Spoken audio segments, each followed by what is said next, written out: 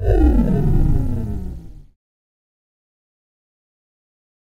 I think the first thing that attracted me to The Last Airbender was, the original cartoon. I mean, it was based off the Nickelodeon animated series. I had heard about it, kind of, did the pipeline through my agency that they were making it into a film, and I was kind of buffing back up on the series, and I loved how fun it was and how it was fun, but it's also very deeply philosophical. And it's something I've always really been interested in, is the questions of finding faith and losing faith and finding yourself, and those are the stories that really moved me. So when I read The Last Airbender, it was just it was gorgeous. It was an action film, but it's also really deep, and it talks about a lot about finding yourself.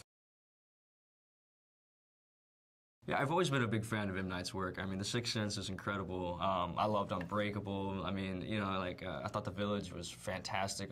Bryce Dallas Howard was incredible in that. And I've been a huge fan of Knight's work for a long time. So getting to work with a director you've admired for many years is a young actor's dream, man. So I'm feeling pretty blessed right now. Well, I play a character called Sokka, and he's from the Southern Water Tribe.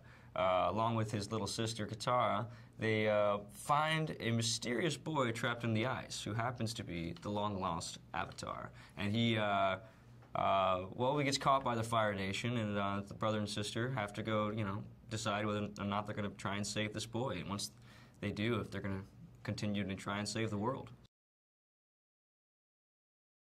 Well, Sokka, his little sister Katara is the only waterbender left from the Southern Water Tribe. And what that means is she has the ability to manipulate the element of water. She can kind of move it, use it like a weapon, use it as a shield. However, she's not very good with it when she first starts out. And, often enough, poor Sokka ends up getting all covered in ice or water or whatever because she's practicing her water bending. And Sokka doesn't have any special bending powers himself. He has a boomerang, which he uses, and is pretty good with. But personally, I'm not so good with the boomerang. I broke, I think, 3 or 4 boomerangs on the set of The Last Airbender, and I think 3 spears as well. I was just destroying all my weapons. I was trying to use them, The cast and I went through 2 months of kung fu training in Los Angeles before we even started filming The Last Airbender. It's a very intensive martial arts packed film. So we were doing all these different martial arts training, mainly kung fu, and I learned some wrestling and some grappling. But that training continued even while we were filming, because there's these epic action sequences, and you got to be able to defend yourself, because the stuntmen and women are amazing. But if the choreography lends some, you have to block. You can't miss, or else you might get hit in the face. So it's one of those things. So it was fun. It was a pleasure. It's really cool to get paid to learn kung fu. Gotta say. Well, I think once The Last Airbender comes out, people are all going to be wondering what bending is, and it's going to be a word, it's going to be out there, and I think, bending, the simplest explanation is to bend an element, you can manipulate it, kind of through meditation, through your thoughts, and your faith within your ability. You can cause water to rise up, or to form into ice, or to turn from ice into water, or manipulate fire. If there's a flame, you can, make it shoot across the room. Same thing with earth and air. These are the elements that these very special individuals, these characters are able to manipulate these elements, and it's really cool. I mean, it looks cool, and it would be a lot of fun to be able to do. But of course, I play Sokka, and Sokka doesn't have any bending abilities. So, in The Last Airbender, there are the 4 different nations and the 4 elements that are able to be manipulated by the said nations. And the Avatar is actually a character who can manipulate all 4 elements, and there's only one in a lifetime. And every time that Avatar dies, he passes on to another, and it's kind of taking a lot from the Buddhist practices and all that.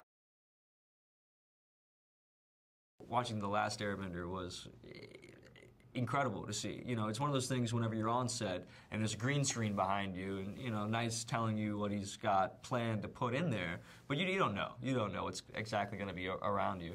And then getting to see it a year later was just astounding. It's like, oh, wow. I mean, you remember every detail of that day, and then you get to see what all these amazing artists who work with ILM and working with Night have been crafting and creating with the computer-generated imagery. I mean, it's astounding, and it's one thing to watch, and it's a whole another thing to be a part of it and to see yourself in it like that. It was a new experience for me.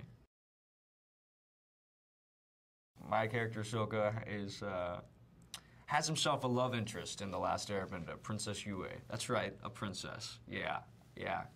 Sokka's a bender of hearts. He can't manipulate the elements, but manipulate women's emotions. No, I'm just kidding. He's a really sweet guy, and they have this kind of sweet connection. That's she's the leader of her people in the Northern Water Tribe, and Sokka was kind of like the young warrior leader of the Southern Water Tribe, and so they have this kind of mystic connection, and they become close very fast. Let's say it's a story that really bridges across any sort of community. It's a story about finding faith in yourself and becoming who you really were truly meant to be. And sometimes it's scary. It's a difficult process, but this film is very fun. We throw a lot of CGI in there, a lot of special effects, a lot of martial arts, and man, just gotta stay tuned for those epic fight scenes at the end. The battle scenes are just to die for. I mean, it's one thing when you're filming it and you're told what's going to be put in there after, but getting a chance to watch it, it was astounding. Yeah, I think The Last Airbender is going to be coming out in 2D as well as 3D, which is really exciting. It's the new technology and everything, and Knight's super excited about it, and I haven't had a chance to see it in 3D yet, but I'm stoked myself to get to see it at the premiere, wear those fancy schmancy glasses, and look all cool. It's going to be the movie looks amazing 2D, so how could it not look even better 3-dimensional?